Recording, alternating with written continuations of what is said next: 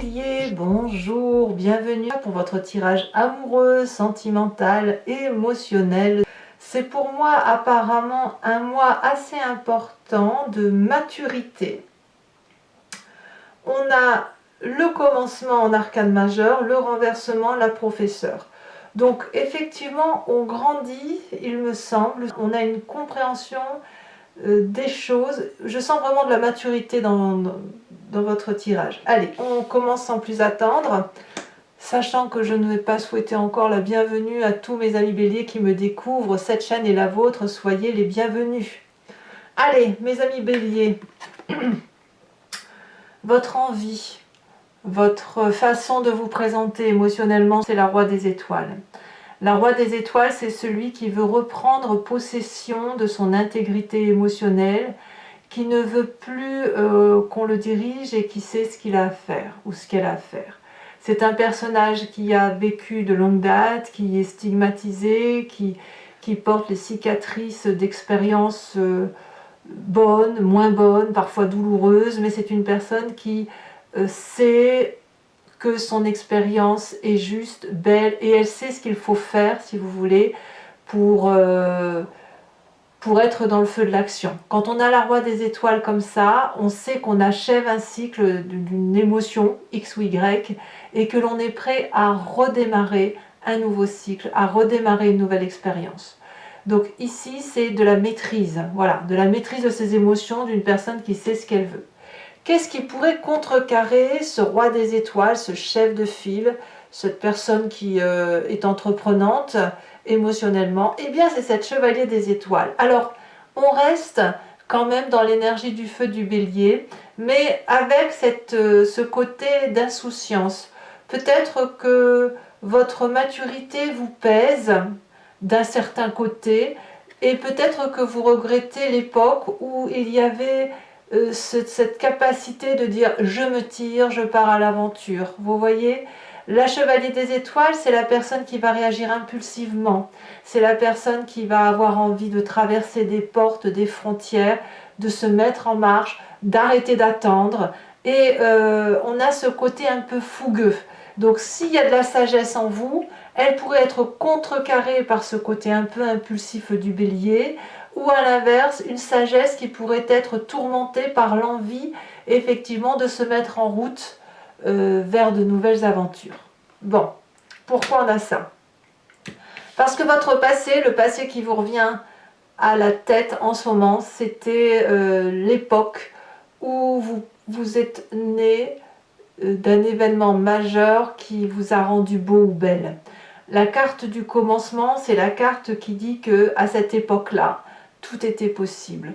On n'avait pas peur de rien. On pouvait avancer dans la rue et aimer n'importe qui au gré du vent. On pouvait inviter une fille à aller boire un verre ou un garçon, que sais-je. Il n'empêche que émotionnellement, il y a eu une vérité qui a eu lieu dans votre passé. Peut-être que vous étiez avec la bonne personne, ou peut-être que vous êtes libéré d'une personne, et que ça vous a permis de naître la personne, naître A-N-A-I-T-R-E, hein, de naître et d'être cette personne que vous avez toujours voulu être. Donc il y a eu un très joli commencement, probablement du fait de ce côté aventurier, de se dire mais quoi qu'il en soit c'était beau, pourquoi ça ne serait pas beau encore aujourd'hui? Alors, on va tout de suite aller voir quand même dans votre état d'esprit, parce que dans l'état d'esprit, on voit qu'on a cette roi des arbres. Ça fait quand même deux rois. Je crains que l'enfantillonnage ou l'enfantillage qui se met un peu dans votre tête et qui vous revient de votre passé va avoir du mal à exploser, à se matérialiser, parce que ça fait longtemps que vous n'êtes plus un enfant et vous le savez très bien. On ne peut pas être avec cette roi des étoiles en énergie entrante et avec un état d'esprit aussi ancré au sol, aussi sage, comme si on avait été l'architecte et l'alchimiste de sa vie, et penser que on peut partir à l'aventure, piou piou pia pia, on a envie d'aller à droite et à gauche. Non, j'ai plutôt l'impression que dans votre état d'esprit, c'est de la sagesse, une sagesse qui fait que vous êtes particulièrement ancré aux réalités de la vie. Vous savez où est votre place, vous savez que vous avez des obligations et surtout vous savez ce que vous avez construit dans votre vie. Donc cette maturité-là, quoi qu'il en coûte, eh bien elle est acquise. On ne peut pas revenir dessus. Est-ce que ça veut dire pour autant que vous ne pouvez pas avoir un petit grain de folie? Certainement pas. Mais est-ce que c'est tout foutre en l'air? Je pense pas, parce que vous êtes bien trop stable. Vous êtes stable. Alors, votre plus grande force, eh ben, c'est effectivement d'être capable de regarder avec nostalgie ces événements du passé et de pouvoir vous dire que ben voilà, c'est une époque révolue.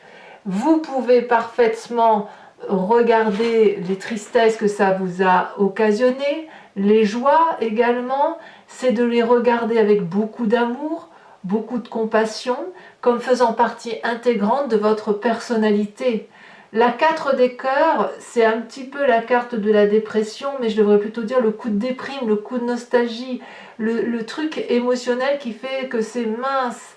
Pourquoi j'ai perdu ça? Mais c'est votre force, cette force qui va vous permettre de passer ces difficultés du passé qui font que vous avez envie de fuir, peut-être, envie de voyager, envie d'être fougueux, envie de... Voilà. Alors que votre présent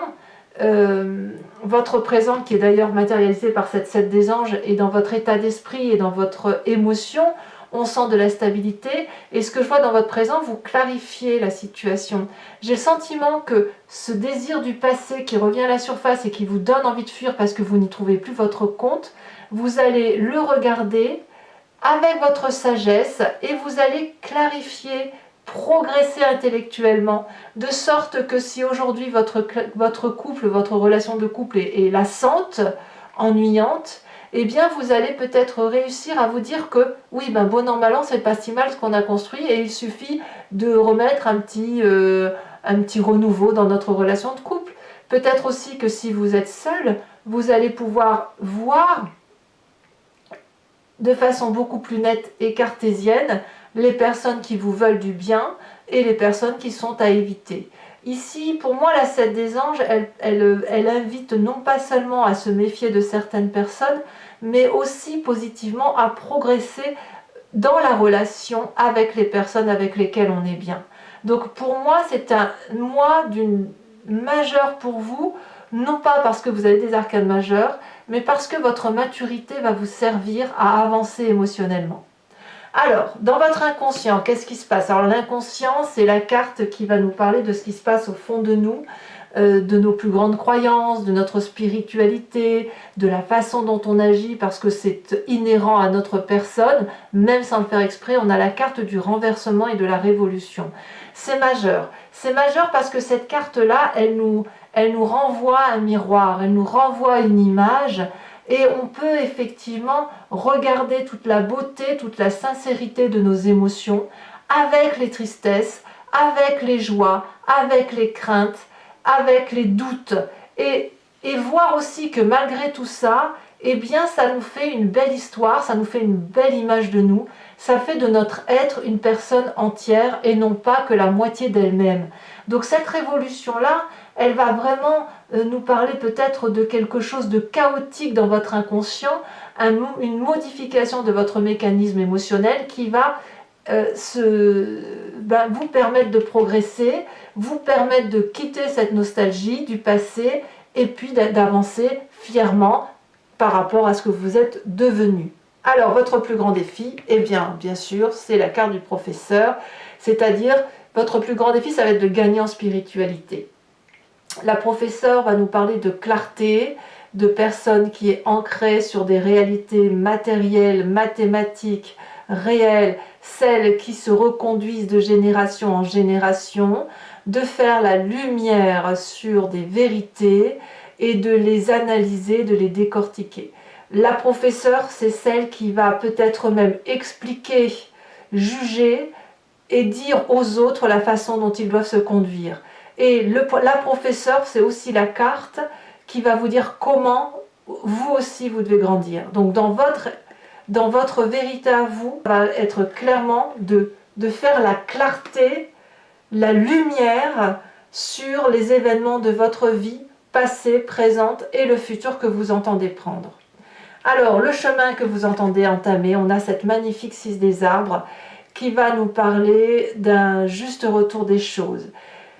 La 6 des arbres va vous inviter à ne pas faire que donner ou recevoir, pardon, mais à accepter de recevoir de l'autre gratuitement. Vous n'en avez pas marre de toujours dire merci ou d'avoir le sentiment de ne pas mériter ce que vous avez. Est-ce que vous ne croyez pas qu'à un moment donné, vous avez le droit aussi de recevoir de l'amour pour que l'abondance puisse être beaucoup plus riche qu'avec votre seule énergie? Je m'explique. Ici, on voit cette magnifique femme avec les pieds ancrés au sol et les bras en l'air. Les pieds, elle se nourrit d'amour. Depuis le sol, elle prend des oligo-éléments. Elle les restitue à la nature. Ce doux équilibre de dons et de réception permet de créer une abondance affective et on voit qu'on a ciselé la peau pour que l'abondance, l'amour ne fait que grandir et cet amour-là puisse se déverser encore plus et davantage et nourrir davantage. Donc ici, la 6 des arbres, elle va nous appeler d'accepter de réceptionner de l'amour de l'autre pour éviter la frustration de l'autre et inversement, de savoir donner à l'autre pour que l'autre ait le sentiment d'être aimé pour avoir un juste retour des choses. Donc le chemin que vous semblez prendre, ça va être effectivement de clarifier la situation sur votre passé, d'accepter votre maturité, d'avancer en clarifiant les émotions qui vous ont fait souffrir et de voir les belles choses quand même qui s'imposent et de se transformer en profondeur pour dire que l'on est une émotion qui soit juste, partagée. Et là, je dirais même on peut même aller jusqu'au partage matériel, vous voyez, quelque chose de très doux. Voilà, mes amis béliers, maintenant je vais compléter avec le tarot de Wicca. Regardez, ici on a l'apprenti de bâton, c'est la même carte que la chevalier des étoiles. Hein. Donc vous avez le petit côté je vais voir ailleurs qui se manifeste encore à nouveau. Hein. Donc je vais compléter le jeu en entier-jeu avec le tarot de Wicca. Allez, qu'est-ce qu'on a sur cette magnifique roi des étoiles? Vous voyez, regardez, on a encore la roi d'épée et la roi de denier. Vous gagnez en sagesse, il n'y a pas à dire. Hein. Roi des étoiles. On a la 5 d'épée. Ouais. Donc, la chevalier des étoiles qui contrecarre cette roi d'épée, c'est la 10 de denier. C'est curieux. Votre passé avec le fou, le commencement, le mât. On a l'époux, c'est l'empereur cette carte. Je sais pas, ça fait une arcane majeure quand même. Hein. Et là, on est typiquement dans votre signe. Hein. Vous reprenez le pouvoir de votre vie émotionnelle. Votre plus grande force, regardez comme c'est pas beau ça, la 10 de coupe. Votre état d'esprit. Voilà, on en a deux, je sais pas si je vais les mettre. Non, j'ai pas envie. J'en veux qu'une. Regardez, la sage de denier, c'était la carte qui était à la coupe tout à l'heure. Donc, vous voyez, quand ça veut ressortir, les cartes, ça revient. Votre présent, on a... Bon, non. Allez, je vous les mets. On a la jeune fille de bâton et la 9 d'épée. Dans votre inconscient,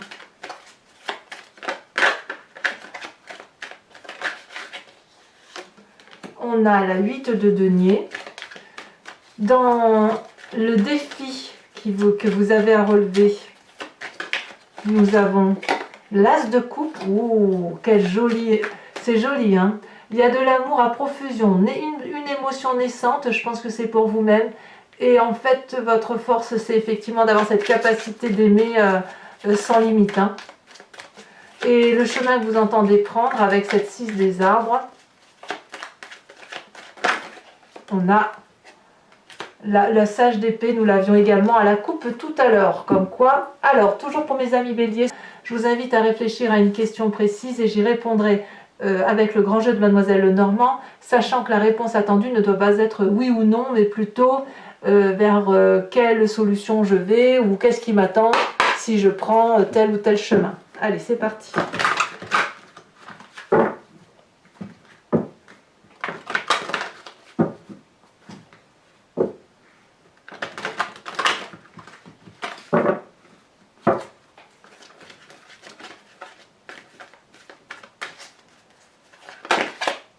Alors, nous avons la 9 de trèfle.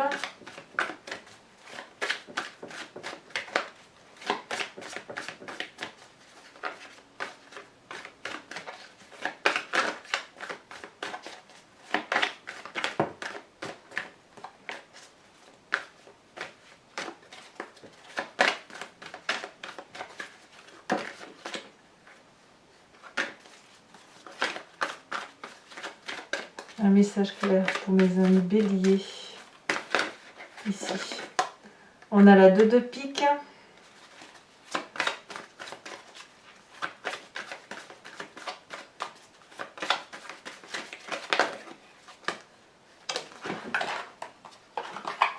On a quoi d'autre?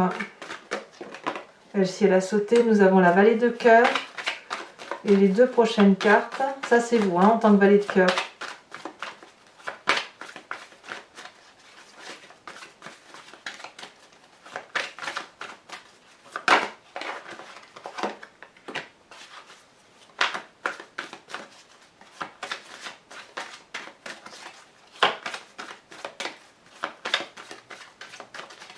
Allez, la dernière.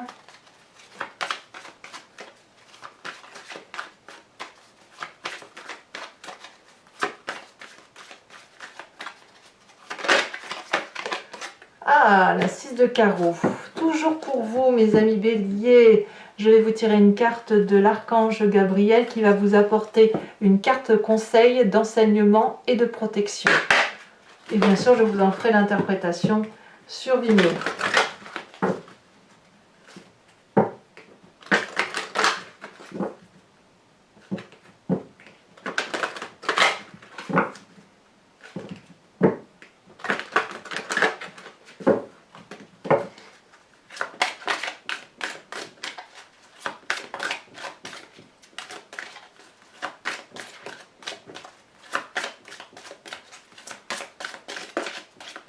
Un message clair pour mes béliers.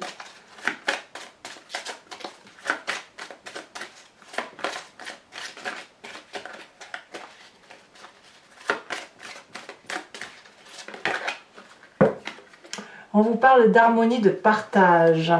Voilà mes amis béliers, et bien n'hésitez pas à commenter, liker, partager, à vous abonner également. Et dans tous les cas, je vous dis à très bientôt pour votre prochain tirage. Bisous bisous.